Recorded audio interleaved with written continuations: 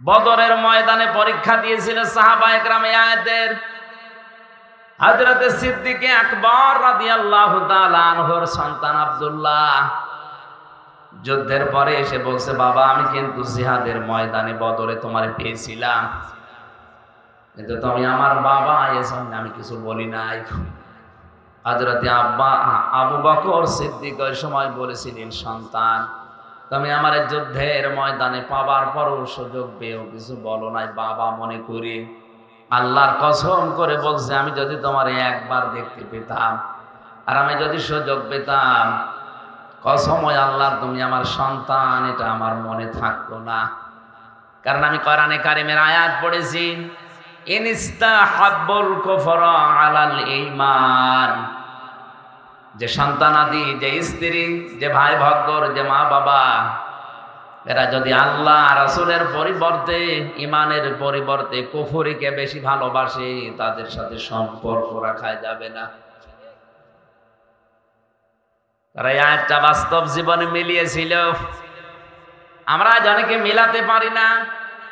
কোরআনে কারিমের আয়াতগুলো বিশেষ করে মধ্যপ্রাচ্যে যারা আছে মুসলমানেরা, আর আমরা এই বাংলাদেশ, ভারত, পাকিস্তানে যারা আছি, তারা কিন্তু কোরআনের আয়াত একই আছে, বাস্তব প্রেক্ষাটা মিলাতে গিয়ে আমরা আলাদা করে ফেলি। আমি রিমান্ডে থাকাকালীন এক হিন্দু অফিসার, ওর অনেকগুলো আয়াত দেখলাম মুখস্থ আছে। আমার বলছে, হুজুর একটা কথা বলি, আপনি তো মাওলানা মানুষ, আপনি তো বিভিন্ন জায়গায় ওয়াজ করেন। আমি সরকারি কাজে 2 বছর ইয়ামেনে ছিলাম, ওমান। ওখানে থাকাকালীন আমি দেখেছি ওনাদের কোরআনে কারিম হাদিস মেনে নেওয়ার আমাদের কোরআনে কারিম হাদিস মানা, এই 3টা দেশে এক না। আপনি তো হিন্দু, অন্য জাতির লোক, কিভাবে কি বোঝেন? আমি যে দোকানে খাবার খেতাম, দোকানের মালিক বসে আছে, টাকা নিচ্ছে ক্যাশ, আর যেখানে খাবার দেয় হোটেলের বয় বলা হয়, ওটা ওই মালিকের নিজের আপন ছোট ছেলে। মানুষকে রুটি দেয়, পানি দেয়, এগুলো সব টেনে দেয় তরকারি। ডাক দিয়ে একদিন বললাম, ভাই আপনি এই দোকানের মালিক, এত টাকা পয়সা আপনার, আর আপনার নিজের ছেলে, ওকে মানুষের মতো মানুষ না করি, ওরে বড় একটা জায়গায় তুলে না দিয়ে আপনি কি করেছেন? ছেলেকে হোটেলের বয় বানিয়েছেন। একটা কথা হলো, উনি ওনার ভাষা দিয়ে বুঝিয়েছে, ভাই আপনি কোন দেশের মানুষ আমি জানি না, তবে অনেকদিন আপনি আমার হোটেলে খাবার খানোর জন্য আপনাকে বলছি, এটা আমার নিজের ছেলে হতে পারে।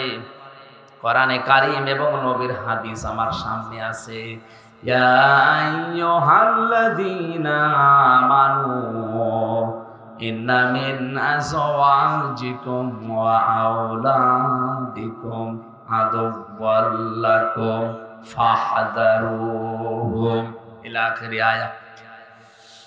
ওই হিন্দু অফিসার আমাকে বলছিল, হুজুর এ দোকানের মালিক আমাকে কোরআনে কারিমের সূরা তাগাবনের এই 14 নাম্বার 15 নাম্বার আয়াত আমাকে শোনালো। আমারও কোরআনের অনেক আয়াত মুখস্থ আছে, আমি বাংলা সহ মুখস্থ করেছি। আমাকে মনে বোঝাতে চেয়েছে যে আল্লাহ পাক জানিয়েছেন, ইমানদারেরা তোমাদের স্ত্রী সন্তান কখনো কখনো তোমাদের শত্রু হয়ে দেখা দেবে, সুতরাং তাদের থেকে সতর্ক থাকবা। আমার এই সন্তানটাকে আমি যা মনে করি, আপনাকেও আমি একই জিনিস মনে করি, কারণ আল মুসলিম আখুল মুসলিম, মুসলমান মুসলমানের ভাই। আপনি জাতিতে কি আপনাকে তো আমি চিনি না, কিন্তু মুসলমান মনে করি বলছি। আমার এই নিজের আপন সন্তানকে আমি যা মনে করি, পৃথিবীর 175 কোটি মুসলমানকে আমি তাই মনে করি না। এখানে বোঝার চেষ্টা করেন তো কথাটা কি বোঝাতে চাইলেন তিনি, যে আমার দায়িত্ব ছিল নবীর হাদিস অনুযায়ী আমার এই সন্তানের একটা সুন্দর নাম রাখা, আমি ওর নাম রেখে দিয়েছি আব্দুর রহমান। 2 নম্বরে ওকে আমি দ্বীনের শিক্ষা দেওয়া, এটা আমার দায়িত্ব ছিল। দ্বীনের শিক্ষা মানে হাফেজ মাওলানা শায়েখ বানানো লাগবে না, ইসলাম মানতে যতটুকু প্রয়োজন অতটুকু শিক্ষা দেওয়া ফরজ আমি শিখিয়েছি। অন্তত ইসলামের যে মৌলিক জিনিস এগুলো মানতে পারে। 3 নম্বরে ওকে একটা সৎ পাত্রী দেখে পাত্রস্থ করা আমার দায়িত্ব ছিল। আমি একটা সৎ পাত্রী দেখে ওকে বিয়ে দিয়েছি। 4 নম্বরে ওকে একটা হালাল কর্মজীবন তৈরি করে দেওয়া আমার দায়িত্ব ছিল, আমি দিয়েছি আমার সামর্থ্য অনুযায়ী। আমার দোকানেও কর্মচারী হয়ে কাজ করে, মনে করেন 20,000 টাকা বেতন পায়, এটা দিয়ে ওর সংসার হালাল ভাবে ভালোভাবে ওর স্ত্রী নিয়ে চলছে, কোনো অসুবিধা নেই। আমি তো আর ওর জন্য 5 লাখ 10 লাখ 20 লাখ টাকা খরচ করে হারাম কোনো কাজে সুপারিশ করে একটা চেয়ারে বসিয়ে দিতে পারি না। কথাটার ওজন কত আপনি টের পাচ্ছেন? আজ বাংলার 1734 জন মানুষ দায়িত্বে আছে। ওমানের এই দোকানদার মুসলমানের মতো যদি এদের মন মানসিকতা তৈরি হয়ে যেত, এই দেশে ঘুষ নেওয়ার জন্য পিটিয়েও লোক পাওয়া যেত না। তিনি কি বোঝাতে চেয়েছেন? যে আমার সন্তানের উপরে হাদিস অনুযায়ী 4টা দায়িত্ব ছিল আপনার, আমি পালন করেছি। আমি কোরআনের আয়াত সামনে রেখেছি, যেহেতু আমার শত্রু, ওর থেকে সতর্ক থাকা লাগবে। ওকে এমন জায়গায় আমি তুলে দিতে পারি না যে জায়গায় যে ও যেখানে বসার যোগ্যতা রাখে না, আমি টাকা পয়সা ঘুষ দিয়ে প্রভাব প্রতিপত্তি খাটিয়ে ওই চেয়ারে ওরে বসিয়ে দিলাম। ওইটার কারণে ওই চেয়ারে বসে আরো হাজারো অন্যায় করবে। আপনি বলেন তো, এই নিয়মটা বাংলাদেশে এখন কেউ মানছে না? এই জন্য ওনাদের কোরআনে কারিমের আয়াতগুলো মানা আর আমাদের দেশের মানুষের কোরআনের আয়াত মানা একই আয়াত, কিন্তু মেনে নেওয়ার সিস্টেমটা এক না। আজ আমরা এই মন মানসিকতা নিয়ে যদি তৈরি হতে পারতাম যে ঈমান এবং আল্লাহর পরিবর্তে যারা কুফরিকে, শিরককে, বেদাতকে বেশি ভালো মনে করে, ও আমার সন্তান হলো আমার শত্রু, ও আমার স্ত্রী হলো আমার শত্রু, ওর থেকে আমার সতর্ক থাকা লাগবে। হ্যাঁ, ওর প্রতি আমার যে দায়িত্বগুলো আছে জায়েজ পর্যায়ে আমি জীবন থাকতে পালন করে যাব। ওকে আমার দিনের শিক্ষা দেওয়ার দরকার ছিল, আমি শিক্ষা দিয়ে দিয়েছি। আজকে দুপুর বেলা যেখানে মাহফিল ছিল আমি বলেছিলাম, এদেশে বাংলাদেশে একজনের 4টা ছেলে, সব হায়ার এডুকেটেড, সব উচ্চ শিক্ষিত, আর 2টা মেয়ে।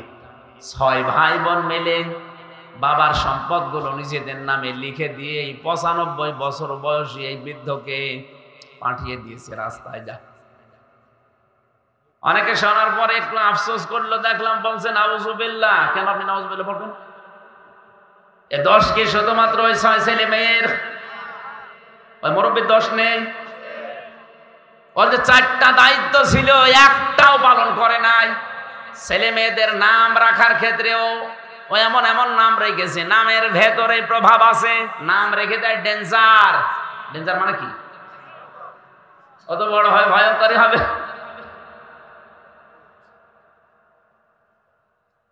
নাম রেখে দিয়েছে বুলেট, অত যারে তারে মারবে। নামের একটা প্রভাব আছে। তা আমি একটা সুন্দর নাম আমার দায়িত্ব ছিল বাবা হিসাবে, মা হিসাবে আমি রেখে দিয়েছি। ওকে দিনের শিক্ষা দেওয়ার দরকার, আমি দিয়েছি। ওই বাবাটাকে এমনি আজ 95 বছর বয়সে রাস্তায় ছেড়ে দেয়নি। অত কিছুদিন পরে রাস্তায় মরে যাবে, কুকুরে শ্রীগালে টেনে পড়ে থাকবে, টেনে টেনে খাবে। আমার তো ঘটনা দেখার পরে ফেসবুকে এটাই মনে হচ্ছে যে বাংলাদেশে আজ অনেকের কপালে এটা অপেক্ষা করছে। এ লোকটা তার 6টা ছেলে মেয়েকে অনার্স মাস্টার্স করিয়েছে, কিন্তু বাবা কি, আল্লাহর পরে বাবার স্থান, এটা এই সন্তানেরা জানে না। এমন শিক্ষা ব্যবস্থায় শিক্ষিত করেছে, যদি ওরে আপনি প্রথমে 3 বছর কোরআন শেখাতেন এই 6টা ছেলে মেয়েকে, দুনিয়া একদিকে চলে গেলে ওই 95 বছর বয়সী বৃদ্ধ বাবাকে রাস্তায় ছেড়ে দিত না। আমাদের শিক্ষা ব্যবস্থায় যেহেতু সিস্টেমগুলো এখন অনেকাংশে নেই, আমরা নিজেরা মুসলিম হিসাবে সচেতন হয়ে, আমি গ্যারান্টি দিচ্ছি আপনাকে, কোরআন সামনে নিয়ে ছেলে মেয়ে হোক 3টা বছর তাকে কোরআনে কারিমের শিক্ষাটায় রাখে। এরপরে তাকে ডাক্তার, ইঞ্জিনিয়ার, বৈজ্ঞানিক যাই বানাবেন বানান, ও যত বড় হবে কোনো দিনও এইটা ভুলবে না যে আপনি কিন্তু আল্লাহর পরে আপনার স্থান। এখনো পর্যন্ত যদি ওই মুরব্বীর মতো রাস্তায় শেষ বয়সে আসতে না চান, ডেনে পড়ে মরে কুকুরের খাবার হতে না চান, ছেলে মেয়েদেরকে এখনো 3 বছর কোরআনে কারিমের শিক্ষায় অভ্যস্ত করেন। দোকানদার ওনাকে বলছে, ভাই আমি 3 বছর আমার কোরআনে কারিম শিক্ষার যে ব্যবস্থা আমাদের শিক্ষা ব্যবস্থায় ছিল, আমার সন্তানকে আমি শিখিয়েছি। ও ইসলামের মৌলিক বিষয়গুলো এখন জানে, যে 5 ওয়াক্ত নামাজ পড়া লাগে, রোজা রাখার আগে রমজানে সম্পদ এই পরিমাণ থাকলে যাকাত দেওয়া লাগে, এই পরিমাণ সম্পদ থাকলে হজ করা লাগে, আল্লাহর পরে মার বাবার স্থান, এই মৌলিক বিষয়গুলো ওর জানা আছে, আমি ওকে জানিয়ে দিয়েছি। 3 নম্বরে ওকে একটা সৎ পাত্রী দেখে আমি পাত্রস্থ করেছি। বিয়ে দেওয়ার সময় আমি ওর শ্বশুরের কাছ থেকে যৌতুক নেইনি। যে সমস্ত বাবা আর মারা ছেলে মেয়েকে বিয়ে দেওয়ার সময় যৌতুক নেন, আপনি ছেলেকে মেয়ের বাবার কাছে বিক্রি করে দিয়েছেন। আপনি হয়তো টের পাচ্ছেন না গোপনে কি হয়। যৌতুক নিয়ে যারা বিয়ে করে ওরা সারা জীবন ওই স্ত্রী লোকের কাছে গোলামের মতো থাকে। কিছু হলে কিন্তু রাতে খোঁটা দেবে। এই কথা বলছেন না কেন? আপনি তো ছেলে বিয়ে দেননি, ছেলেকে আপনি বিক্রি করে দিয়েছেন। আমার ছেলেকে আমি ওই করি নাই, আমার ছেলেকে আমি একটা সৎ পাত্রী দেখে যৌতুক নেইনি, বিয়ে দিয়ে এনেছি। আর আমাদের দেশে যৌতুক নেইও। 4 নম্বরে ওকে আমি একটা হালাল কর্মজীবন আমার সামর্থ্য অনুযায়ী তৈরি করে দিয়েছি। আজ বাংলার প্রতিটি বাবা, প্রতিটি দায়িত্বশীল যদি এই মনে করে কোরআনের এই আয়াতটা, সূরা তাগাবনের এই আয়াতটা মেনে নিত, বাংলাদেশে আল্লাহর কসম ঘুষ চলতো না। প্রত্যেকটি মানুষের ভেতরে এই সেন্স থাকতো যে কার জন্য আমি করব। আমার ছেলের জন্য, আমার গ্রামের ছেলের জন্য, কুষ্টিয়ার জেলার ছেলের জন্য, রাজশাহীর ছেলেও তা, কুষ্টিয়ার ছেলেও তা, আমার নিজের আপন ছেলেও তা, সবই আমার কাছে সমান। শত্রু হলে আমার নিজের ছেলেও শত্রু হতে পারে, শত্রু হলে কুষ্টিয়ার ওই ছেলেও শত্রু হতে পারে। কথা বলেন না কেন? আল্লাহ আমাদেরকে কোরআনের আয়াতটা এইভাবে অনুধাবন করে মানার তৌফিক দান, বলেন আমিন। হযরত ইব্রাহিম নবী আলাইহিস সালাম যেভাবে আত্মসমর্পণ করেছিলেন, সত্যি সত্যি যদি ওভাবে আল্লাহর 500 বিধান আছে কোরআনে, জানার পরে আপনি মাথা নত করে দেন, স্যালেন্ডার করেন, এই 2টা শর্ত মানবেন। কখন? মিন ক্বাবলি আইয়াতিয়াকুমুল আযাবু সুম্মা লা তুনসারুন। আল্লাহ পাক বলেন ওই আযাব আসার পূর্বে তোমার এই 2টা শর্ত মানা লাগবে, যখন তোমাদেরকে আর সাহায্য করা হবে না। রাজশাহীবাসী মন খুলে বলেন, আমাদেরকে সাহায্য করা হবে না কখন? মরণের সময়। কখন? বলেন বলেন। আর মরণ তো আসবে 71 সালে। কখন? 41। এখন বসে আসি, দাঁড়াতেও না পারি। কথা বলেন না কেন? সুতরাং আমাকে শর্ত মেনে নেওয়া লাগবে 2টা, সময় মেনটেন করা লাগবে 1টা। শর্ত তো আমরা কম বেশি জানলাম, অনেকে মেনে নেওয়ার সিদ্ধান্ত হয়তো নিয়েছেন যে আল্লাহর দিকে আমি আজকে ফিরে আসব, আল্লাহর বিধানের সামনে আমি আত্মসমর্পণ করব। এতে যদি অনেক কিছু ছেড়ে দেওয়া লাগে আমি রাজি আছি। ইব্রাহিম নবী ছাড় দিয়েছিলেন না? তার বাবাকে ছেড়ে দিয়েছেন। যখন আগুনে ফেলছিল ওই কঠিন মুহূর্তে তিনি তাকিয়ে দেখলেন যে চড়কা আছে, চড়ক গাছ, এটা তার বাবা পর্যন্ত ধরে ঘোরাচ্ছে। তিনি কেঁদে ফেললেন, ডাক দিয়ে বলে, রব্বুল আলামিন, দুনিয়ায় বিপদে পড়লে মানুষ বাবা আসে সাহায্য করার জন্য, আর আমি আজকে দেখতে পেলাম আমার বাবা নিজে আমাকে আগুনে ফেলার জন্য নিজে চড়ক গাছ ধরে ঘোরাচ্ছে। আমার বিশ্বাস হয়ে গেছে আসমান জমিনে তুমি ছাড়া আর কেউ নেই, মাবুদ তুমি আমাকে বাঁচাও। ফেরেশতাও এসেছিল, তিনি নেননি। আল্লাহ পাক তার এই ঈমানটা দেখার পরে আগুন পর্যন্ত ফুল বাগান বানিয়ে দিয়েছেন। সালামান শব্দ দিয়ে পুরা আগুনের বাগান, আগুনের কুণ্ডলকে আল্লাহ সালামান দিয়ে বেহেশতের বাগান বানিয়ে দিয়েছেন। আমার রাজশাহীবাসী, আমি আবার বলছি, এই শর্ত 2টা যদি সত্যি আজকের এই ময়দানে এসে আমরা মেনে নেওয়ার সিদ্ধান্ত নিতে পারি, আর সময়টা যদি মেনটেন করতে পারি যে না 41, 71 না, এখনই মরণ এসে যেতে পারে, সুতরাং আমি এখনই পরিবর্তন হয়ে গেলাম। আল্লাহর ঘোষণা মিথ্যা হবে না। বাড়ি যাওয়ার আগে আপনাকে মনে হবে যে আপনার মা কেবল প্রসাদ করেছে, আপনি বেগুনা ব্যক্তির মতো হয়ে যাবেন। এই নিয়তেই তো আমরা এসেছি নাকি? বলেন। আল্লাহ পাক আমাদেরকে সূরা ফুরকানের এই ৭০-৭১ নাম্বার আয়াত আমাদের জীবনে যেন কার্যকর করে দেন, বলেন আমিন। দরুদ আর সালাম পড়ে আজকের তেলাওয়াতকৃত আয়াত, গুরুত্বপূর্ণ দুইটা আয়াত পড়েছি সূরা হিজর থেকে ৪৩-৪৪ নাম্বার আয়াত। আমার যতটুকু কোরআনের উপরে আয়াত আছে, আমি যতটুকু তাফসিরে আয়াতের উপরে দেখেছি, আমার তো মনে হচ্ছে এই যে গরমে ১-১.৫ ঘন্টা না, কিয়ামত পর্যন্ত আয়াতের কথা বললেও কথা শেষ হবে না। এত কথা আল্লাহ লুকিয়ে রেখেছেন, শুধু টান দিয়ে বের করা লাগবে। আজকে আমরা চেষ্টা চালাবো তাফসির আকারে আবিষ্কার করার ইনশাআল্লাহ। জবান খুলে কোরআন শোনার জন্য পড়েন। আউযু বিল্লাহি মিনাশ শাইতানির রাজিম। বিসমিল্লাহির রহমানির রহিম।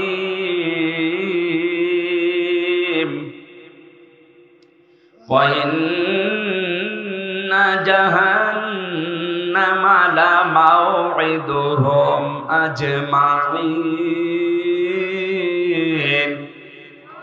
লাহা সাবআতু আবওয়াব লিকুল্লি বাবিম মিনহুম জুজউম মাকসুম।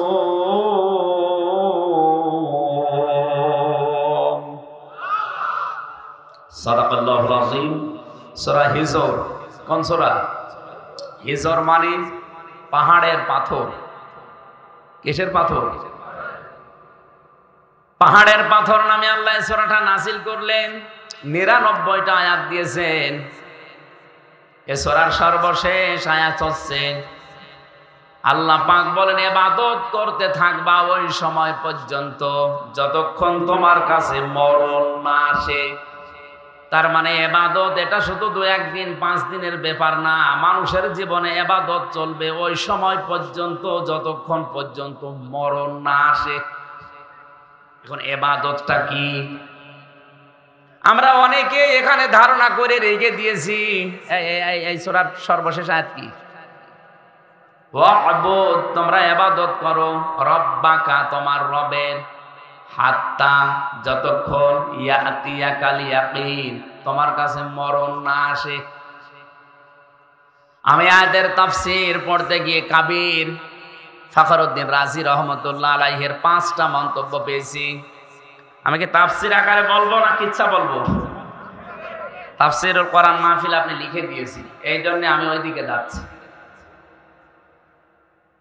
যেহেতু ধারণাটা পাল্টাতে হবে ইবাদতের। মানুষ মনেই করে ইবাদত মানে মসজিদে যতক্ষণ নামাজ পড়ি ওইটা ইবাদত, রমজান আসলে যতক্ষণ ১১-১২ ঘন্টা রোজা রাখি ওইটা ইবাদত, হজ করতে গিয়ে যে ৪-৫ দিন সময় লাগে ওইটা ইবাদত, যাকাত শুধু বছরে একবার যে কয় মিনিট দিয়েছি ওইটা ইবাদত। কে বলেছে আপনাকে? আল্লাহ পাক বলেন, মরণ যতদিন না আসে ততদিন পর্যন্ত ইবাদত করবা তোমার রবের। তার মানে শব্দ থেকে বোঝা যায় ইবাদত শুধু মসজিদের এই ৫ মিনিট ৭ মিনিট ১০ মিনিট না, রমজানের ১১-১২ ঘন্টা না, অবশ্যই ইবাদত করা লাগবে আজরাইল আসার আগ পর্যন্ত। এই হিসাবে আমি যে খাবার খাই এটাও ইবাদত। কথা বলেন না? কেউ যদি সকালবেলা উঠে নাস্তা করার সময় বলে বিসমিল্লাহির রহমানির রহিম, এই শব্দ বলার পরে মুখে খাবার দেয়, ৮ মিনিট ১০ মিনিট ১৫ মিনিট ২০ মিনিট ধরে যদি রুটি খায়, খাবার খায়, পুরা খাবারটাই হয়ে যাবে ইবাদত। খাবার খাওয়ার পরে টয়লেটের প্রয়োজন দেখা দেয়, টয়লেটে প্রবেশ করার সময় যদি কেউ বাম পা দিয়ে প্রবেশ করে বলে আল্লাহুম্মা ইন্নী আউযু বিকা মিনাল খুবুসি ওয়াল খাবাইস, হে আল্লাহ আমি যত দুষ্ট জিন আছে, সে নারী জিন হোক পুরুষ জিন হোক, তাদের থেকে তোমার কাছে আশ্রয় চাই। এই শব্দটা বলার পরে যখন মানুষ টয়লেটে বসে তখন শয়তানের চোখের উপরে পর্দা পড়ে যায়। এখানে কত হাজার হাজার মুসলমান আছে এই শব্দটা বলে টয়লেটে বসবে, এইটাও বলে না, ও জানেও না। শয়তান কিন্তু জান্নাত থেকে আদম হাওয়াকে বের করে দেবে, এটা তার টার্গেট ছিল না। প্রথমে ওর প্রথম টার্গেট ছিল আদম হাওয়াকে আমি কি করে উলঙ্গ অবস্থায় লজ্জায় স্থান দেখব। এজন্য এই শব্দটাকে নবীজি আমাদের শিখিয়েছেন, শয়তান যেন তোমাদের লজ্জা স্থান থেকে আনন্দ করতে না পারে। আজ যারা নিজেদের শরীরকে উন্মুক্ত করে গোপন অঙ্গগুলো মানুষকে দেখিয়ে আনন্দ পায়, বুঝবেন ওইটার ভেতরে আর শয়তানের ভেতরে কোনো পার্থক্য নেই। আমরা বাংলাদেশেও একটা বিশ্বে একটা প্রাণী দেখি, কুকুর, 1-1.5 হাত লেজ, কথা বলেন না কেন? অথচ লেজটা পুরো উল্টো করে দেখিয়ে মানুষকে বলে যা দেখবি দেখ। ও কিন্তু ঢেকে রাখলে রাখতে পারে, এ কথা বলছে না কেন? ও ঢেকে রাখলে রাখতে পারে, লজ্জা স্থান উন্মুক্ত করে মানুষকে দেখে আরো আনন্দ পাচ্ছে। আজ যারা নিজেদের গোপন অঙ্গকে, যে সমস্ত বিষয়গুলো ঢেকে রাখা দরকার ছিল, এগুলো যারা জনগণকে দেখিয়ে উন্মুক্ত করে আরো আনন্দ উল্লাস করে, বুঝবেন এইটা আর কুকুর সমান।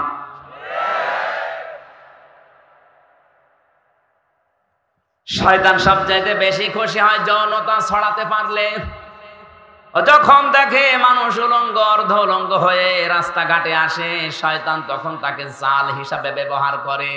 তাহলে যে সমস্ত মহিলারা বেপরদায় রাস্তায় আসে, বুঝবেন ওটা মহিলা না, ওইটা শয়তানের জাল। এর আশ্বাহী নেই।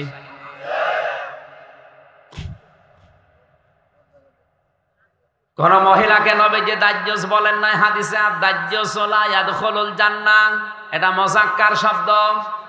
ওই পুরুষ মানুষ দাজ্জুস যার মেয়ে পর্দার ভেতরে কন্ট্রোলে থাকে না, যার স্ত্রী পর্দার ভেতরে কন্ট্রোলে থাকে না, যার বোন পর্দার ভেতরে কন্ট্রোলে থাকে না, যার মা পর্দার ভেতরে কন্ট্রোলে থাকে না, পুরুষকে বলেছেন দাজ্জুস, ওর জন্য জান্নাত হারাম। এই হাদিস অনুযায়ী বাংলাদেশে কত মানুষের উপরে জান্নাতে যাওয়া নিষিদ্ধ, আপনি চিন্তা করে দেখেন। আজকে থেকে আমলটা আমরা ইবাদতটা আরম্ভ করব। টয়লেটে যদি 8 মিনিট 10 মিনিট আপনি সময় ব্যয় করেন, এই দোয়াটা পড়ে বসার সঙ্গে সঙ্গে ইবাদত আরম্ভ হয়ে যায়। বলেন ওইটাও আবার ইবাদত? হ্যাঁ, ওইটাও ইবাদত। ওখান থেকে যখন ডান পা দিয়ে আপনি বের হয়ে বলেন গফরানাক, কি বলেন? কেন বলেন বলেন তো? এই কথাগুলো ভালো করে বুঝুন। কেন আপনি 8-10 মিনিট 15 মিনিট টয়লেটে বসে থাকার পরে ডান পা দিয়ে বের হওয়ার সময় গফরানাকা বলেন? আল্লাহকে বলতে চান, মাবুদ আমি এই 10 মিনিট পর্যন্ত তোমার জিকিরের, তোমার তাওবার, তোমার ক্ষমার বাইরে ছিলাম, আমি পড়তে পারি নাই। এই জন্য বের হওয়ার পরে আমি তোমার কাছে বলছি গফরানাকা, আমাকে আগে মাফ করে দাও। আলহামদুলিল্লাহিল্লাযী, সব প্রশংসায় তোমার। আযহাবা আন্নিল মাযা ওয়াফানি, প্রশংসা এই জন্য করছি যে তুমি আমার পেট থেকে গান্ধা জিনিসগুলো বের করে দিয়ে, এই কষ্টদায়ক বিষয়গুলো বের করে দিয়ে তুমি আমাকে নিরাপত্তা দিলে, স্বস্তি দিলে, শান্তি দিলে। এই শব্দটা শুধু বলা না, বাস্তবে যদি আমার আল্লাহ সত্যি এটা বন্ধ করে দিত, টয়লেট যদি কারো বন্ধ হয়ে যায়, প্রসাব যদি বন্ধ হয়ে যায়, ডাক্তার আছে, আমারও কয়েকদিন আগে চট্টগ্রামে থাকাকালীন বন্ধ হয়ে গিয়েছিল প্রসাব। ডাক্তারকে দেখানোর পরে আমারে বলছে 12,000 টাকা খরচ হবে এটা আবার চালু করার জন্য।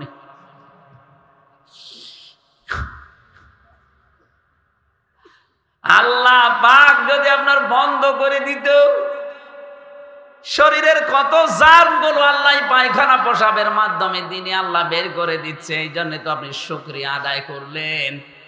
এই যে যতক্ষণ থাকলেন পুরো 8-10 মিনিট আপনার ইবাদত হিসাবে গণ্য হয়ে গেছে। বলেন সুবহানাল্লাহ। এবার আমার আসল কথা, এই খারাপ খেয়াল করেন। এই যে 7-8 মিনিট আমি যাই বললাম টয়লেট নিয়ে যাওয়া আসা, ইবাদতটা নিয়ে অনেকেই কিন্তু আনন্দে আছে যে না অসুবিধা নেই, এটা ভালো কথাই বলছে। আরে ভাই, 8-10 মিনিট টয়লেটে থাকা যদি ইবাদত হয়, বিশ্বনবী যে 10 বছর কোরআন দিয়ে রাষ্ট্র চালালেন, এটা ইবাদত না? এটা শুনলে আপনার গায়ে জ্বালা করে। তাহলে আমি কি খালি টয়লেটের ওয়াজ করব? টয়লেটের আদব কায়দা, এই কথাগুলো শুনলে খুব ভালো লাগছে। হুজুর আরো বলেন 10 মিনিট ধরে। 10 মিনিটে যদি আপনি আনন্দ পান, 10 বছরে আপনার আনন্দ আরো বেশি পাওয়া দরকার। ওই আনন্দটা আমরা দুনিয়ার বিষয় মনে করে ছেড়ে দিয়েছি, এই জন্য আজ তামাম দুনিয়ার মুসলমানেরা জুলুমের শিকার। কথা কত দূর গেল আপনি মনে হয় টের পাননি? টের পেয়েছি? সুতরাং এবাদত শুধু টয়লেট না, এবাদত শুধু প্রসাব পায়খানা না, এবাদত এই পৃথিবীকে কোরআন দিয়ে চালানো এবাদত। যতদিন আজরাইল না আসে এই দায়িত্ব আমাকে পালন করতেই হবে, পালন করাই লাগবে। এই সূরার মূল কথা, শেষের কথা এইটাই ছিল। আমি পড়েছি 43 আর 44 নাম্বার আয়াত। এর উপর প্রথম থেকে আল্লাহ আলোচনা করেছেন আদম আর হাওয়াকে নিয়ে, তাদেরকে বানানো, তাদেরকে সেজদা দেওয়া, তাদেরকে কিছু শেখানো, এই সমস্ত কথাগুলো ছিল। আল্লামা আদম আল আসমা কুল্লাহা সুম্মা আরাদাহুম, এই আয়াতের ব্যাখ্যায় আমরা অনেকেই মনে করি আদম এবং হাওয়াকে মহান আল্লাহ পাক শুধু নাম শিখিয়েছিলেন আদমকে, এ কচু, আলু, পটল, ঝিঙ্গা না, ওনাকে যত গুরুত্বপূর্ণ বিষয় দুনিয়াতে আছে সব ন্যায় এবং অন্যায়ের মৌলিক বিষয়গুলো একটা ক্লাসে আল্লাহ তাকে শিখিয়েছিলেন। আসমা এসএম এর বহু বছর, এর ভেতরে তাফসিরের ভেতরে আমি পেয়েছি পৃথিবীতে যত ন্যায় এবং অন্যায় এর মৌলিক বিষয়, যত বিবেক কাজ করে, সব ওই ক্লাসে আল্লাহ আদমকে শিখিয়েছিলেন। কারণ ক্লাস নিয়েছে সরাসরি কে? আর ছাত্রকে আদম নবী। জায়গা কোনটা? আপনি কি একটু চিন্তা করতে পারেন? যিনি ক্লাস নিচ্ছেন তিনি সরাসরি আল্লাহ, যিনি ক্লাস করছেন তিনি সাধারণ মানুষ না, তিনি নবী। আর যে জায়গায় ক্লাস হচ্ছে এটা রাজশাহী ভার্সিটি না, কোন জায়গা? এত বড় একটা গুরুত্বপূর্ণ ক্লাসে আলু, পটল, ঝিঙ্গা এইটা শেখাবে আপনার মনে হয়? ওগুলো তো এমনি শেখানো যায়। উনি শিখিয়েছিলেন এইটা, মানব জীবনে ন্যায় কি অন্যায় কি এইগুলো আল্লাহ ওই ক্লাসে শিখিয়েছিলেন।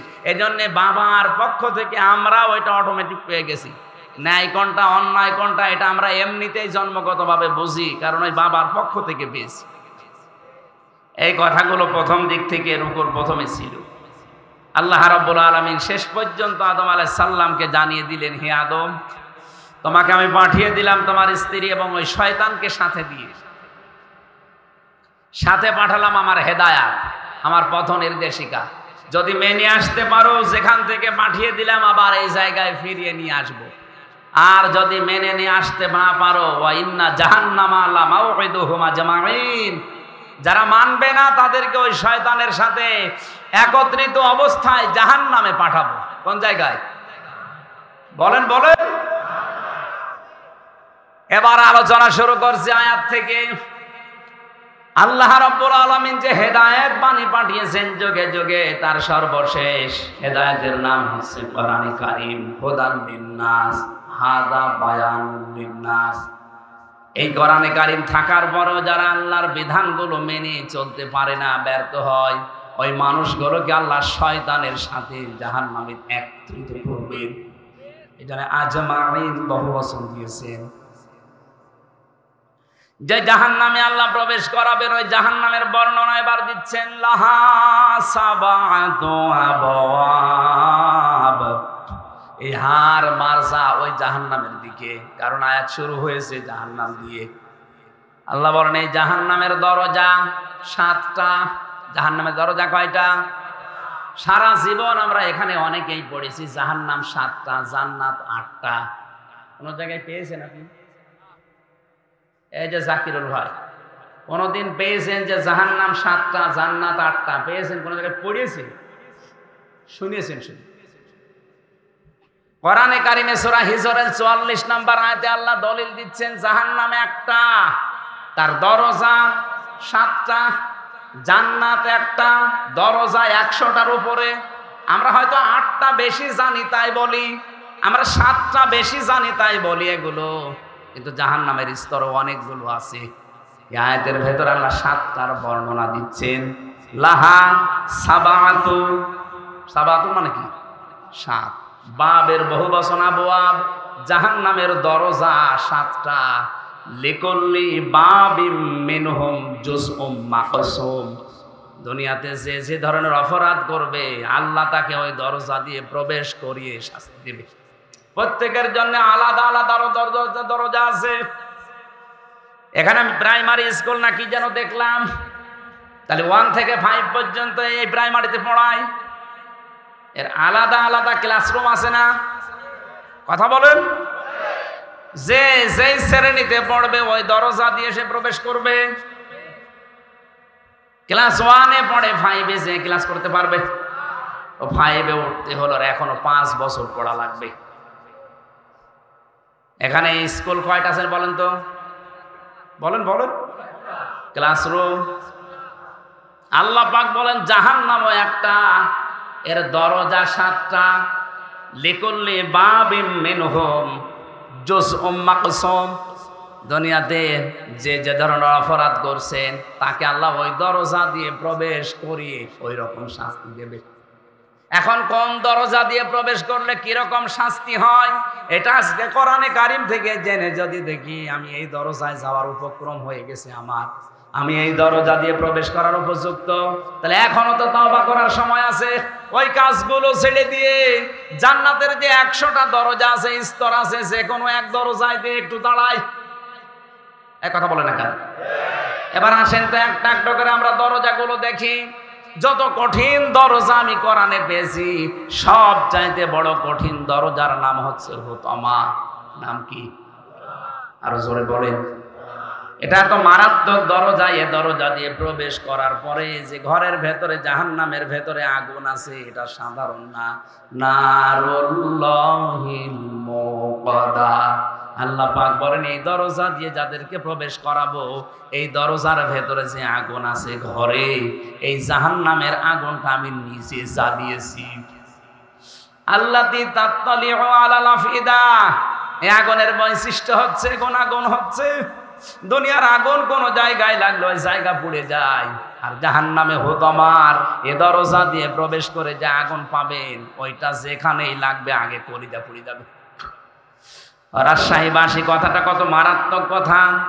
শরীরে রাখলে শরীর পড়বে না, আগে কলিজা পড়বে।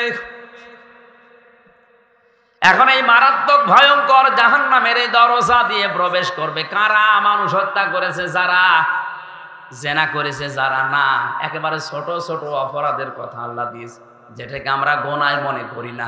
এখন দেখেন তো আমাদের ভেতরে এটা আছে কিনা, আমি কথা কি বোঝাতে পারছি? এক কথা বুঝতেছে? প্রথম নম্বর দরজার নাম হুতামা। এখানে যাবে কারা? ওয়াইলুল লিকুল্লি হুমাযাতিল লুমাযা। যারা সামনে পেছনে মানুষের নিন্দা করে, বদনাম করে। এখন বলেন বাংলাদেশে এই দোষে দোষী মানুষ নেই? সামনে পেছনে মানুষের যারা বদনাম করে বেড়ায়, মানুষের নামে আন্দাজে দোষ দেয়, যে খারাপ ধারণা করে একজনের প্রতি, এটা যে কত বড় ভয়ঙ্কর অপরাধ। এই অপরাধটা বাংলাদেশে যদি না থাকতো, আমার তো মনে হয় হাজারো মানুষ জুলুম থেকে বেশি যেত। আমার জীবনে যে 3টা বছর কেটে গেল জেলখানায়, আমারও তো ধারণার উপরে কিচ্ছু জানি না ও বিষয়ে, আন্দাজে বলছে তুমি এটা করতে পারো, তোমার কথা শুনে এরকম করেছে, এই ধারণা করে আমার আপনি খাটালেন, অথচ আমি কিছুই জানি না ও বিষয়ে। শুধু আমি একা না, হাজারো মানুষ আজ এই ধারণার বশবর্তী হয়ে মিথ্যা অভিযোগে অভিযুক্ত হয়ে অনেকেই বিভিন্ন জেলখানায় আছে। জমি জায়গা নিয়ে মারামারি ছিল, গন্ডগোল ছিল, এখন আর পেরে উঠছে না, করবে কি? 4 বছরের নাতি দিয়ে এর নামে ধর্ষণের মামলা দিয়ে জেল খাটাচ্ছে 7 বছর। আপনার বিশ্বাস না হলে আপনি রাজশাহী চলেন। গাজীপুরের কাশিমপুর কারাগারে আমরা 10,000 মানুষ ছিলাম, 4 জেল মিলে। আমার মনে হয় নারী পুরুষের এই ধর্ষণ মামলাটায় প্রায় ওখানে 3,000। সব এরকম, কিচ্ছু জানি না। হয়তো মারামারি হয়েছিল 10 বছর আগে, ওরে ঘায়েল করবে কি দিয়ে? কিছুই পায় না। যখন 3 বছরের ছোট নাতি দিয়ে ওর নামে ধর্ষণের মামলা চালিয়ে 7 বছর জেলে দিয়েছে। মানুষের প্রতি একটা ধারণা করা কত খারাপ, মারাত্মক। তাফসিরের ভেতর থেকে এবার শোনাচ্ছি শিক্ষার জন্য। এটা যারা করছেন তারা থামেন, নয়তো আপনার জন্য হুতামা নামক দরজা কিন্তু উন্মুক্ত হয়ে আছে। ওই দরজায় যে ফেরেশতা আছে তার নাম মালিক। নাম কি? ও কিন্তু দাঁড়িয়ে আছে, যেই যাবেন বলবে এদিকে আয়। কেন আসলি হুতামায়? এ জায়গায় কেন আসলি? এটা তো খারাপ জায়গা, আল্লাহ জ্বালিয়েছে আগুন। তুই দুনিয়ায় থাকতে কথাগুলো শুনিস নাই? কাল্লা লায়ুম বাজান্না ফিল হুতামা ওমা আদরাকা মাল হুতামা। আপনি জবাব দিতে পারবেন না, এই জন্য জবাব আমি এখন দিয়ে দেই। আন্দাজে কারো সামনে পেছনে বদনাম করবেন না, উল্টা পাল্টা ধারণা কারো উপরে করবেন না। ধারণা করা এটা যে কত বড় মারাত্মক অপরাধ। ইমাম মালিক রহমতুল্লাহ আলাইহির জামানার একটা কাহিনী আমি তাফসিরে পেয়েছি। একটা মহিলা মারা গেছে, তাকে ধোয়ানোর জন্য পাশের বাড়ির এক মহিলা এসেছে লাশ ধোয়াবে। ভালো করে শিক্ষা নেওয়ার জন্য শুনবেন। টয়লেট পরিষ্কার করিয়েছে, হঠাৎ এই রানের উপরে যে হাত দিয়েছে, হাত গেছে আটকে, আর ছড়ে না। বহু চেষ্টা করছে, কয়েক ঘন্টা ধরে হাত ছড়ছে না। এলাকায় যিনি ইমাম সাহেব ছিলেন তিনি ফতোয়া দিলেন, এক কাজ করেন, এই জীবিত মহিলার তো হাত কাটা যাবে না, এই মরা মহিলার চামড়া কেটে ওখান থেকে বাদ দিয়ে দেন। মৃত মহিলার স্বামী আর সন্তান বলছে, না আমার স্ত্রীও ভালো, আমার মাও ভালো। মারা গেছে সে নেককার মহিলা, তার লাশ কেটে এখন বাদ দিয়ে দেবেন চামড়া, আমরা মানি না। দরকার হয় যদি বেশি প্রয়োজন হয় ওই মহিলার হাত কেটে বাদ দিয়ে দেন। ওই মহিলার স্বামী বলছে, না আমার স্ত্রী নেককার, আমার মন মতো। আমি এখানে একটা প্রশ্ন করছি, আমি স্বামী সহ যত স্বামী বসে আছে, কোরআন আমার সামনে আছে, 100% আল্লাহকে সাক্ষী রেখে গ্যারান্টি দিতে পারবেন যে আপনার স্ত্রী আপনার কাছে 100% মন মতো? হাত তোলেন তো একজন দেখি, আন্দাজ হাত তুললে কিন্তু আমি ক্যামেরা দিয়ে জিজ্ঞাসা করব। সম্মানিত মা বোনেরা, আমি হাসির খোরাকে দেয় না, থামেন। এত বড় বড় নেতা এখানে বসে আছে, ওই হাত তোলা সাহস পাচ্ছে না জাকির ভাই? বলতে পারছে না যে আমার বউ আমার কাছে 100% মন মতো? আমিও পারছি না। আমি ভয়তে হাত তুলি, কারণ রেকর্ড হচ্ছে, ম্যাডাম আমার বাড়ি বসে দেখছি না। সম্মানিত মা বোনেরা যারা বসে আছেন, কারা জানি না, বিভিন্ন মহিলা প্যান্ডেলে, আর এটা তো মহিলা প্যান্ডেলে 10,000 20,000 মহিলা না, তাম পৃথিবী এখন লাইভ চলছে। এটা লক্ষ লক্ষ মহিলারা এখন এর সামনে বসে আছে।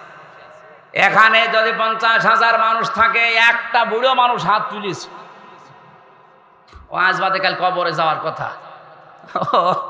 ও বললেই কি আর না বললেই কি, এতগুলো মানুষ আমরা কেউ যেই বলেছে আল্লাহর দিকে সাক্ষী রেখে বলেন, কেউ আর হাত তুলতে সাহস পাচ্ছে না। তার মানে জান্নাতে যাওয়া মহিলা এখন কম না বেশি?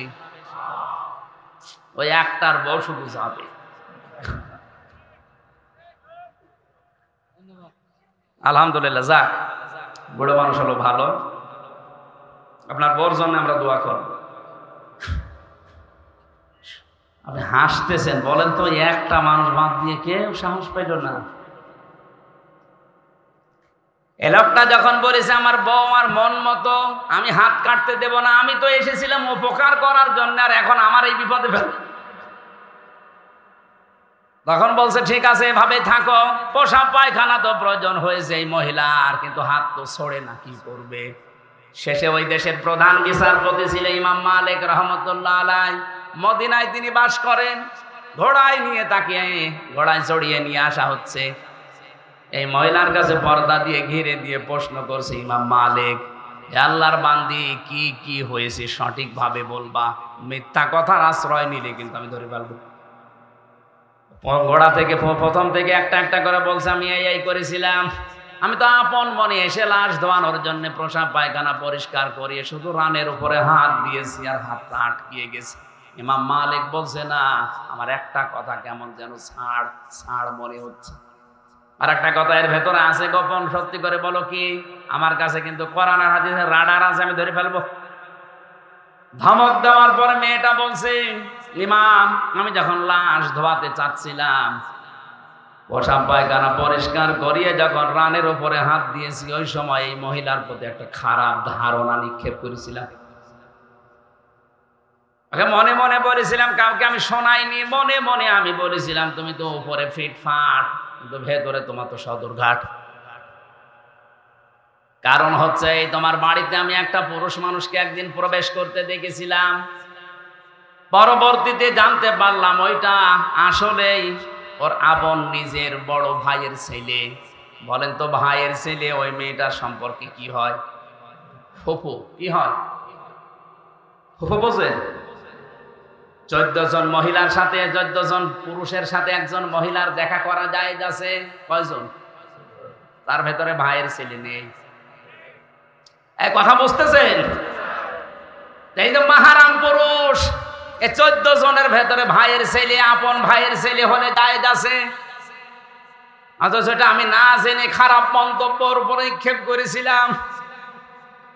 আল্লাহর নবী জানিয়েছেন মান সালিমাল মুসলিমুনা মিন লিসানিহি ওয়া ইয়াদিহি। আমি হাদিসটা প্রথমে পড়েছিলাম।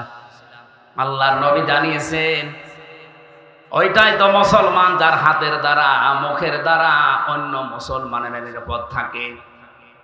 তোমার হাতের দ্বারা তোমার এই মুখের দ্বারা এমন একটা কিছু নিক্ষেপ করেছিলে যেটার দ্বারাই মহিলার উপর একটা কলঙ্কের দাগ পড়েছে তার চরিত্রে, অথচ ওই দোষ এই মহিলা করে নাই। যে পুরুষকে তুমি বের হতে চেয়ে দেখেছিলে ওটা তার আপন ভাইয়ের ছেলে, ওটা তার ফুফু হয়। কি হয় বলেন বলেন? ফুফুর সাথে মায়ের সাথে কোনো খারাপ ধারণা করে মেনে নেওয়া যায়? আর এটা জায়েজ আছে। শেষ পর্যন্ত তুমি যখন এই ধারণাটা মুখ দিয়ে মনে মনে নিক্ষেপ করে দিয়েছো, মহান আল্লাহ তোমাকে ছাড়ে নাই, এই পাপের শাস্তি দুনিয়ায় পাঠিয়েছে। সূরা নিসা 5 নম্বর পারা 15 নম্বর পৃষ্ঠা 13 নম্বর লাইনের 112 নম্বর আয়াতে এই আয়াতের দলিল আছে। ওমাই ইয়াকসিব খাতিয়াতান আও ইসমান সুম্মা ইয়ারমি বিহি বারিয়ান ফাকাদ ইহতামালা বুহতানা ওয়া ইসমান মুবিনা। এটা ইবনে কাসিরে আছে। আল্লাহ পাক বলেন দুনিয়াতে এমন বহু মানুষ আছে নিজে অন্যায় করে, আর অন্যায়টা যখন হয়ে যায় তখন একটা নিরপরাধ মানুষের ঘাড়ের উপরে দোষটা চাপিয়ে নিজে ভালো সাজে। এই দেশে নেই। কথা বলে না কেন? নিজে অন্যায় কাজ করেন, নিজে ঘুষ খান, নিজে সুদ খান, আর একটা নিরপরাধ মানুষের উপরে দোষটা চাপিয়ে দিয়ে তার জীবনটা নষ্ট করে দেন। আল্লাহ বলেন ফাকাদ ইহতামালা বুহতানা ওয়া ইসমাম মুবিনা। এরকম অপরাধ যারা করে তারা যেন প্রকাশ্য পাপের বোঝা বহন করে নিয়ে বেড়ায়।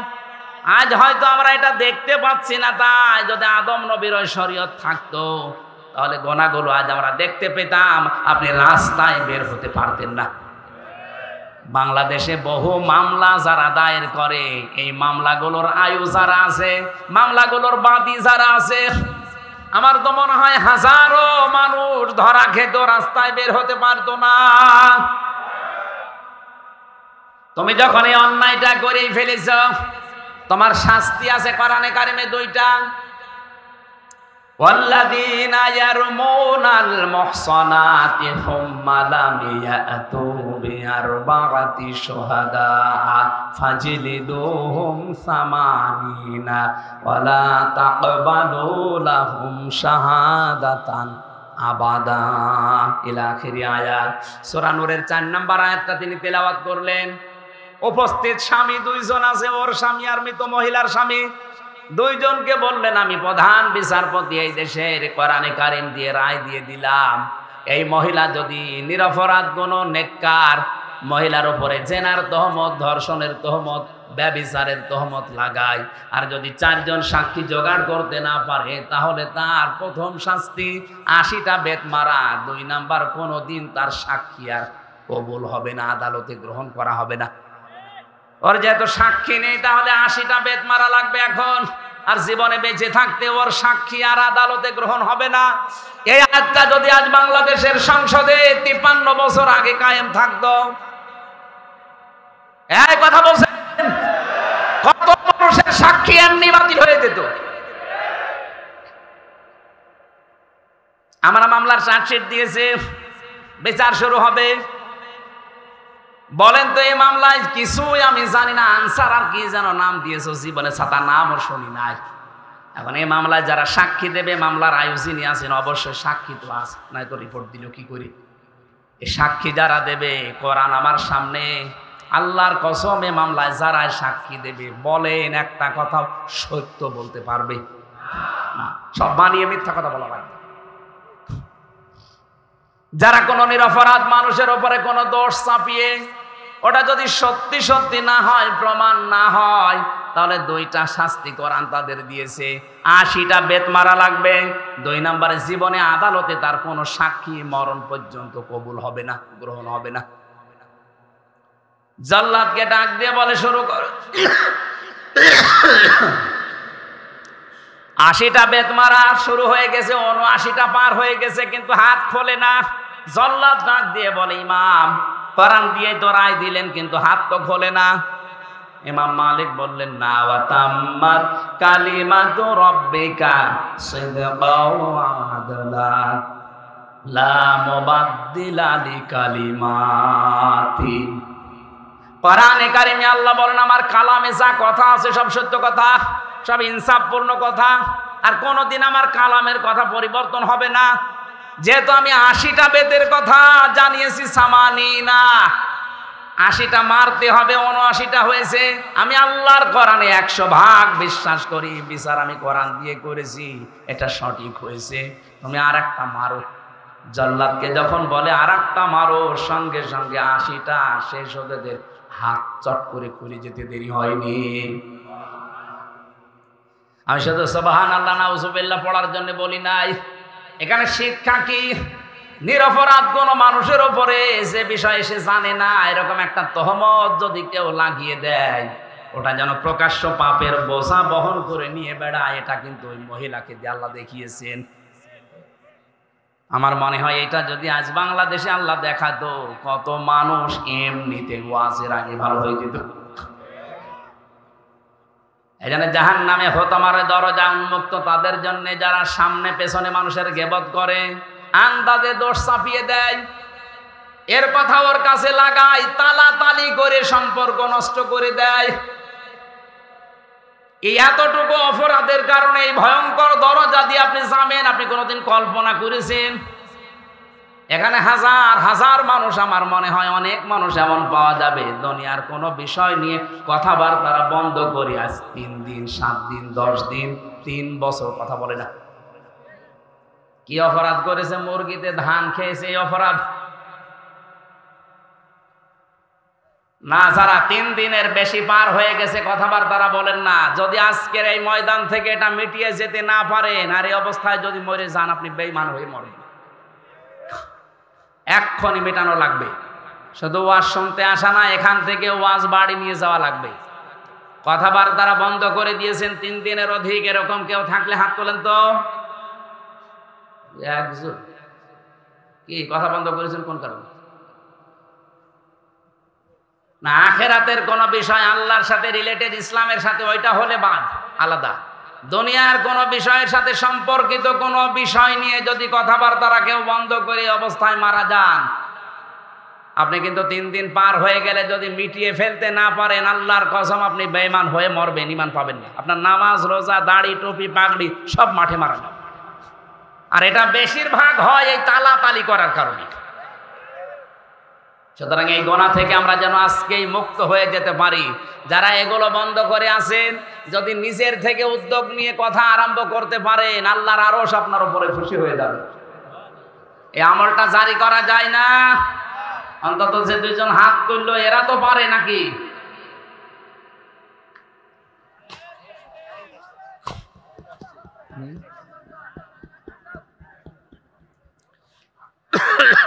গরমে তো কথা বলা কঠিন হয়ে গেছে। তাড়াতাড়ি করেন। সুবহানাল্লাহ আলহামদুলিল্লাহ লা ইলাহা ইল্লাল্লাহ। সুবহানাল্লাহ আলহামদুলিল্লাহ লা ইলাহা ইল্লাল্লাহ। সুবহানাল্লাহ আলহামদুলিল্লাহ। এই লাইন দেন না কেন? তাড়াতাড়ি দেন। সুবহানাল্লাহ আলহামদুলিল্লাহ লা ইলাহা ইল্লাল্লাহ লা ইলাহা ইল্লাল্লাহু মুহাম্মাদুর রাসূলুল্লাহ। সম্মানিত ভাইরা, গরমে যে অবস্থা, আপনারা বসে আছেন, ধন্যবাদ আপনাদেরকে। এখন প্রায় রাত 12টা বেজে যাচ্ছে, তাহাজ্জুদের সময় হয়ে যাচ্ছে। আর 7টা যে বিষয় ছিল এর ভেতরে একটা একটা করে বলতে গেলে ফজর হয়ে যাবে। আমরা যতটুকু শুনেছি এই গোনা থেকে অন্তত আমরা যেন আজকে নিজেকে মুক্ত রাখতে পারি। 2 নম্বর অপরাধ হচ্ছে আয়াতের পরে আল্লাযী জামা মাল ওয়া আদ্দাদা, যারা মাল সম্পদ জমা করে আর বারবার হিসাব করে, ইয়াহসাবু আন্না মালাহু আখলাদা, ও মনে করে চিরস্থায়ীভাবে আমার কাছে থাকবে। এই সমস্ত অপরাধী মানুষগুলো হতমা নামক দরজা দিয়ে প্রবেশ করবে আল্লাহর চালানো আগুনের ভেতরে। আল্লাহ আমাদের হেফাজত করুন, আমিন। আমি পারিবারিক জীবনে দাম্পত্য কলহ এবং তার সমাধান নিয়ে জেলখানায় বসে 2টা বই লিখেছিলাম। বিশেষ করে যে এটা পুরুষের জন্য একটা, মহিলার জন্য একটা, পরিবারে কেন অশান্তি হয় এবং এটা মেটানোর 17টা পদ্ধতি আছে। এটা অ্যাপ্লাই করবেন আপনার মেয়েকে, আপনার বউকে, আপনার বোনকে, মাকে দিয়ে। এটা অবশ্যই নিয়ে যাবেন গাড়িতে বা স্টেজে আছে, এটা মোনাজাতের পরে নিয়ে ওদেরকে উপহার দেবেন, আমিন। আজকে কালকে আসর থেকে মাগরিব পর্যন্ত 7 প্রকার মানুষকে আল্লাহ ঘৃণা করেন, 27 প্রকার মানুষকে ঘৃণা করেন। আমি সামারাইজ করে 7 প্রকার বানিয়েছি কোরআন দিয়ে। এটা কালকে রাজশাহী বাগমারাতে বলা হবে। কোন জায়গায় জানেন? হ্যাঁ, বানিয়া নরদাস, ওখানে আসর থেকে মাগরিব পর্যন্ত আগামীকাল এই 27 প্রকার মানুষের ভেতরে 7 প্রকারের কথা বলবো। আল্লাহ যাদেরকে ঘৃণা করেন ওই জায়গায় কথা হবে ইনশাল্লাহ। আগামীতে নভেম্বর, ডিসেম্বর বা জানুয়ারি, ফেব্রুয়ারিতে এখানে যে কামিল মাদ্রাসা আছে না, ওই জায়গায় ফেব্রুয়ারিতে একটা ডেটের কথা চলছে। আর এই যে আমার মহাসিন ভাই নাকি আবু বকর, কি জানো নাম, আবু বকর মেধা ভাইয়ের একটা দাওয়াত নেওয়ার কথা চলছে। ওনারটা হয়তো এই তাহেরপুর পৌরসভার পাশে কোথায় জানি। আমরা আলাদা আলাদা সাবজেক্টের উপরে কথা বলবো ইনশাল্লাহ। সামনে আসবো, আমরা হেদায়েতমূলক কথা বলার চেষ্টা চালাবো। আমরা ডেট আছে কিন্তু যেখানে সেখানে মোনাজাতটা বসে করেন, বসেন মোনাজাতের পরে। গরম তো আমি জানছি, বসেন কষ্ট হচ্ছে আমি জানছি। মোনাজাতের পরে বইটা নিয়ে আপনার স্ত্রীকে আর স্ত্রীরা স্বামীকে দেবে। আমাদের প্রধান অতিথি এমপি সাহেব দোয়া চেয়েছেন, আমরা মোনাজাত করছি। বসেন ভাই, বসেন। রব্বানা লা তুযিগ কুলুবানা বা'দা ইয হাদাইতানা ওয়া হাব লানা মিন লাদুনকা রাহমাতান ইন্নাকা আনতাল ওয়াহ্হাব। রব্বুল আলামিন রাজশাহী জেলার বাগমারা থানার অন্তর্গত মাঝগ্রাম, দক্ষিণ মাঝগ্রাম এলাকাবাসী কর্তৃক আয়োজিত তাফসিরুল কোরআন মাহফিলে হাজার হাজার বান্দা বান্দি একত্রিত হয়ে আমরা চাতক পাখির মতো তোমার কোরআনে কারিম থেকে কথা শুনছিলাম। যতটুকুই শুনেছি আমাদের প্র্যাকটিক্যাল লাইফে আমল করার তৌফিক দাও। সওয়াবগুলো নবীজির রওজায় পৌঁছিয়ে দাও। দুনিয়ার মাটির নিচে যারা ঘুমিয়ে আছে তাদেরকে ক্ষমা করে দাও। মাহফিলের সম্মানিত সভাপতি বিশিষ্ট আলেমে দ্বীন তোমার বান্দা মাওলানা মোসাম্মেল হককে কবুল করো। প্রধান অতিথি জনাব আবুল কালাম আজাদ সাহেবকে মঞ্জুর করে নাও।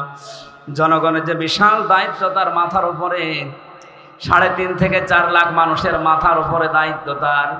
এই মানুষগুলোর দায়িত্ব অমরের মতো পালন করার তৌফিক দাও। এত ধোলা উঠছে মানুষের। আল্লাহ তাআলা ডাক্তার আব্দুল বারী যে খেদমতে আছে জনগণের ক্লিনিকের মাধ্যমে, এটা তার ইবাদত হিসাবে মঞ্জুর করে নাও। আমার জাকিরুল ইসলাম শান্টু ভাই সহ জনাব ওহিদুল ইসলাম সহ নাম না জানা যত মানুষ এখানে আমিন আমিন করছে, আমাদেরকে খালি হাতে ফেরত না দিয়ে হাতটা ভরে দাও। সম্মানিত মা বোনদেরকে তুমি ফাতেমার মতো, আয়েশার মতো বানাও। এ মাহফিল যাদের মাধ্যমে এসেছি, হাফেজ আব্দুর রশিদ সহ, আফতাব আহমেদ সহ নাম না জানা যত আলেম এখানে বসে আছে, আলেমদেরকে আলেম হিসাবে তুমি কবুল করো। আগামীতে এই মাহফিলটা কোরআনের জন্য বিশাল আকারে মঞ্জুর করে নাও। তখনকার মরণ আসে আমরা জানি না, একবার হলেও যেন তোমার এই কালামটা পড়তে পারি, লা ইলাহা ইল্লাল্লাহু মুহাম্মাদুর রাসূলুল্লাহ। খ্যাতনামা ইসলামিক স্কলারদের বক্তব্য শুনতে আমাদের সঙ্গেই থাকুন। নিয়মিত আপডেট পেতে সাবস্ক্রাইব করে বেল বাটনে প্রেস করুন। Rosary 24. Enjoy the Holy Quran.